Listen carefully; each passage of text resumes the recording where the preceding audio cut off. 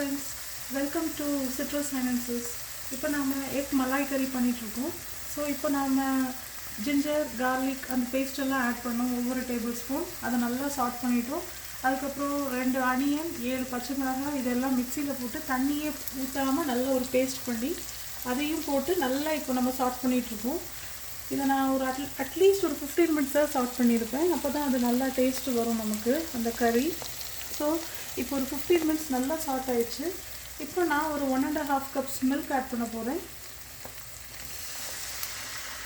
நம்ம பசும்பால் தான் ஆட் பண்ணியிருக்கேன்.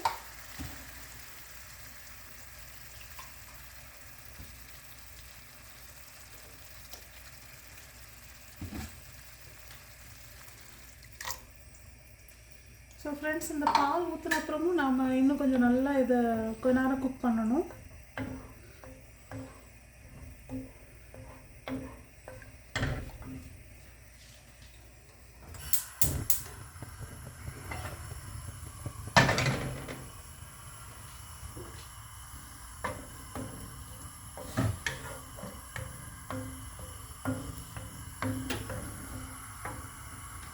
இப்போ நான் பால் ஆட் பண்ணிட்டேன்.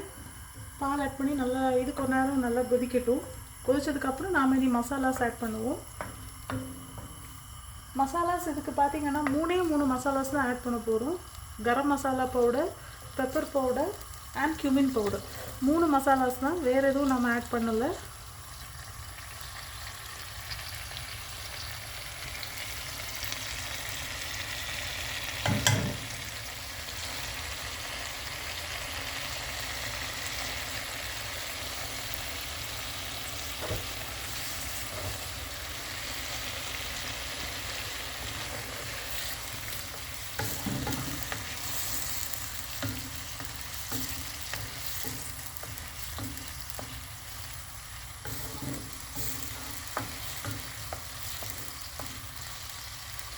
இதுவும் நம்ம கொஞ்சம் வெயிட் பண்ணணும். கொஞ்சம் நல்லா கொதிச்சா தான் அந்த டேஸ்ட் வரும். இப்போவே மசாலாஸ் ஆட் பண்ணக்கூடாது. கொஞ்ச நேரம் நின்று அது குக் ஆகணும்.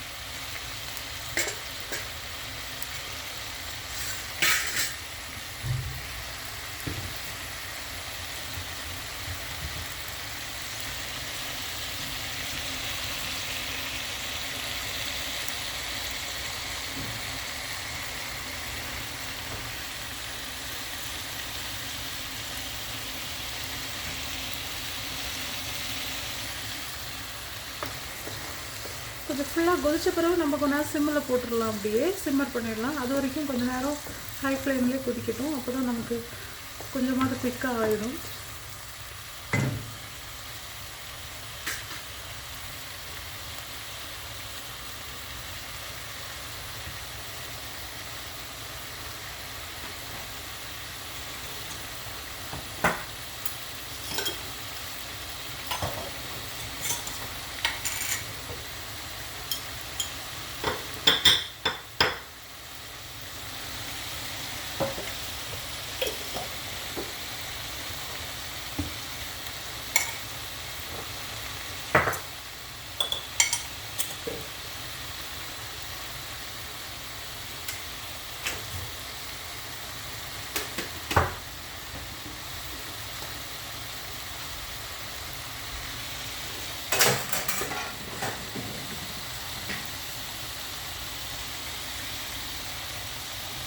இப்போ நம்ம கொஞ்ச நேரம் சிம்மரில் போட்டுடலாம். எல்லா இடமும் கொதிக்க ஆரம்பிச்சுட்டு கொஞ்ச நேரம் சிம் பண்ணி கொதிக்கட்டும்.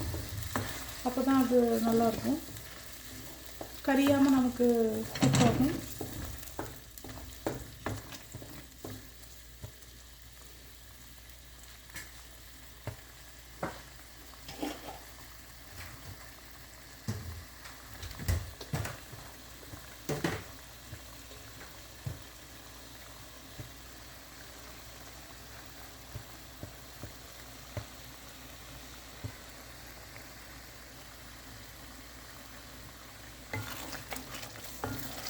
இடையிடையே கொஞ்சம் ஸ்டிர் பண்ணிக்கோங்க.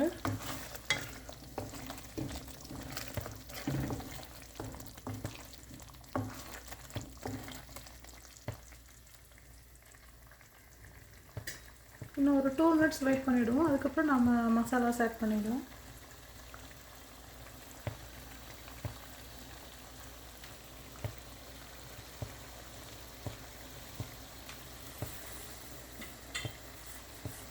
மீன்வைல் நான் ஒரு 12 எக்ஸ் பாயில் பண்ணி இப்படி கட் பண்ணி வச்சுருக்கேன் ஃப்ரெண்ட்ஸ்.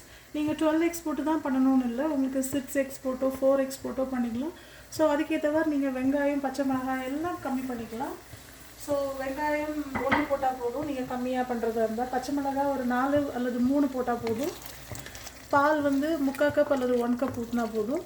ஸோ அப்படி இது நான் பண்ணுறது வந்து நீங்கள் ஹாஃபாக கம்மி பண்ணிக்கோங்க, கம்மியாக பண்ணுறதா இருந்தால்.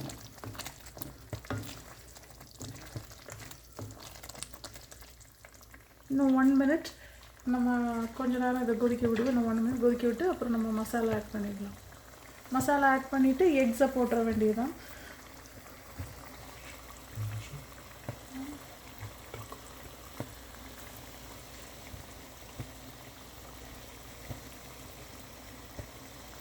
ஸோ ஃப்ரெண்ட்ஸ், இப்போ எண்ணெய் கொஞ்சம் கொஞ்சமாக பிரிஞ்சு வர ஆரம்பிக்குது இல்லையா? ஸோ ஆல்மோஸ்ட் இப்போ வந்து நம்ம ஆட் பண்ண பால் நல்லா மிக்ஸ் ஆகிடுச்சு, நல்லா குக் ஆகிட்டுன்னு அர்த்தம் எண்ணெய் பிரிகிறதுனால.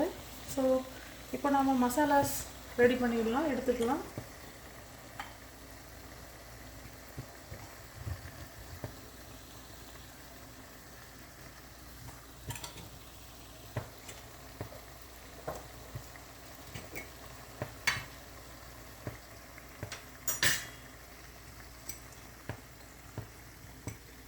மசாலாஸ் நான் இப்போது பெப்பர் பவுடர் ஆட் பண்ண போகிறேன். மொத்தமே 3 மசாலா தான் இதுக்கு. இது ஒரு 4 டீஸ்பூன் ஆட் பண்ணுறேன். எனக்கு கொஞ்சம் ஸ்பைசி பிடிக்கும், எங்கள் ஃபேமிலியில் எல்லோரும் ஸ்பைசி சாப்பிடுவோம்.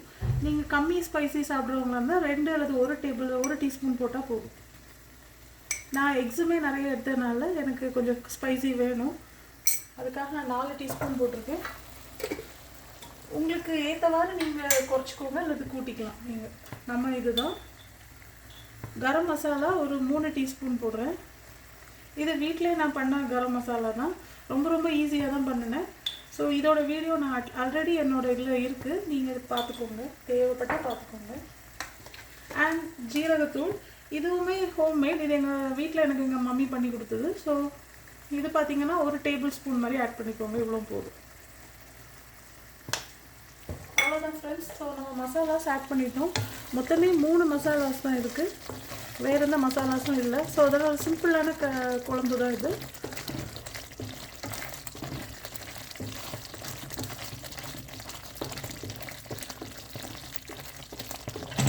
இப்போ நம்ம சால்ட்டும் ஆட் பண்ணிடலாம் இது கூடவே.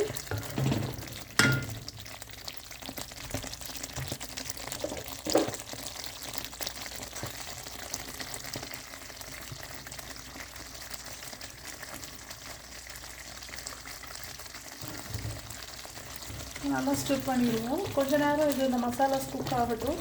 அப்புறம் நாம் எக்கை சேர்த்துற வேண்டியதுதான்.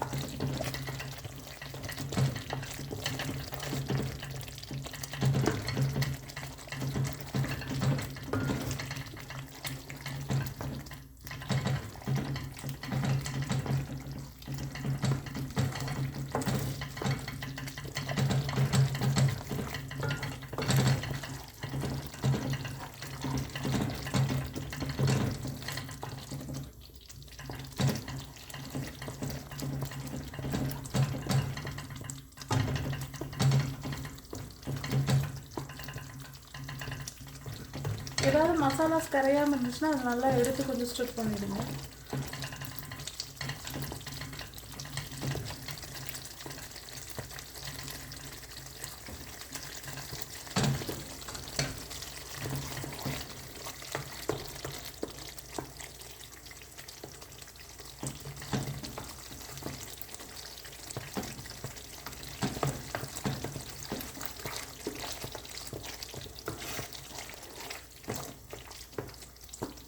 இந்த டைமில் லைட்டாக சால்ட்டும் செக் பண்ணிடுங்க, எக்ஸ் ஆட் பண்ணுறது பிஃபோர். கொஞ்சம் கூட இருக்கலாம்ல, எக்ஸுக்கும் தேவையாமா.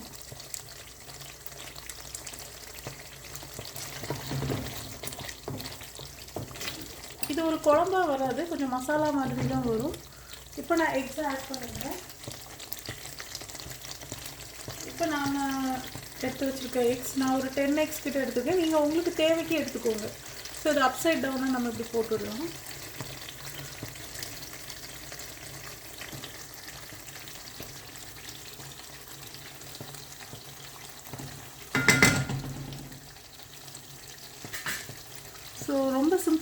குழம்பு தான், மொத்தமே ஹாஃப் அன் ஹவர்க்குள்ளே நம்ம செஞ்சிடலாம் அந்த குழம்பு. இது பெஸ்ட் ஃபார் சப்பாத்தின்னு தான் நான் சொல்லுவேன், மற்றதுக்கு ரொம்ப சூட் ஆகாது ரைஸுக்கெலாம். இது சப்பாத்திக்குனே உள்ள ஒரு இதுதான், சப்பாத்தி ஃபுல்கா அது மாதிரி நீங்கள் வச்சு சாப்பிட்ற ஒரு குழம்பு, அதுக்கு தொட்டுக்கிற குழம்பு தான் இது. எனக்கு ஸ்மெல் பண்ணும்போது இப்போ இடியாப்பத்தோடையும் சூட் ஆகும்னு நினைக்கிறேன். ஓ, என் ஹஸ்பண்ட் இப்போ இடியாப்பத்தோடையும் சாப்பிடலான்னு சொல்கிறாங்க. ஸோ அது மாதிரி தான் சூட் ஆகும். ரைஸுக்கு எனக்கு தெரியல, நான் சாப்பிட்டதும் இல்லை இது.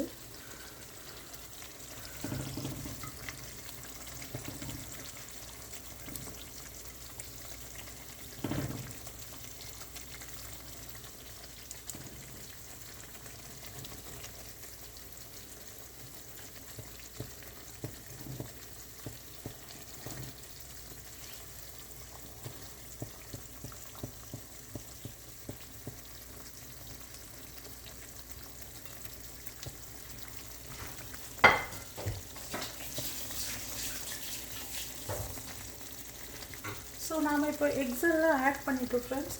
ஸோ இப்போ லைட்டாக நீ ஒன்று ஃப்ளிப் பண்ணிடலாம், மசாலா இதுலேயும் படணும் நமக்கு.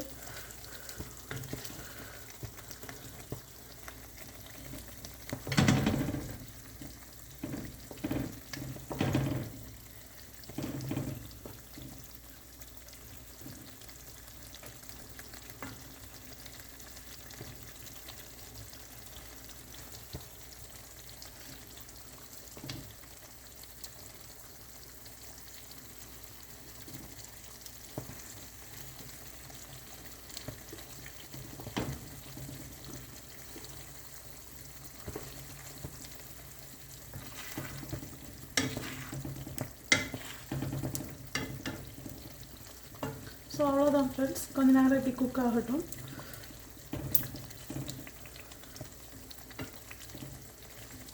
உங்கள்கிட்ட கொரியாண்டர் லீவ்ஸ் இருந்துச்சுன்னா அதில் பொடிசாக கட் பண்ணி லாஸ்ட்டாக நீங்கள் போட்டுருங்க. என்கிட்ட எனக்கு இல்லை கொரியாண்டர் லீவ்ஸ், ஸோ நான் ஆட் பண்ணலை. இருந்துச்சுன்னா நீங்கள் லாஸ்ட்டாக அதை வச்சு கார்னிஷ் பண்ணிக்கலாம்.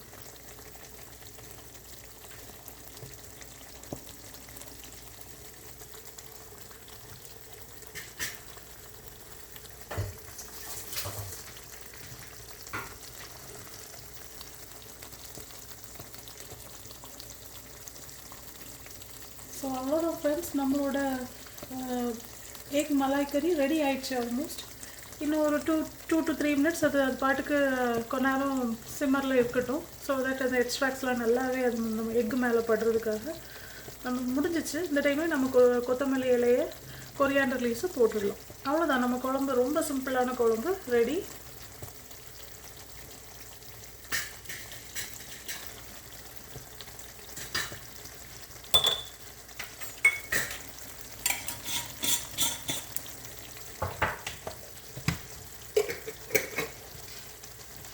அவ்வளோதான் ஃப்ரெண்ட்ஸ், நம்மளோட எக் மலாய் கறி ரெடி ஆயிடுச்சு. இதை நீங்கள் சப்பாத்தியோட ஃபுல்காவோட என்ஜாய் பண்ணுங்கள்.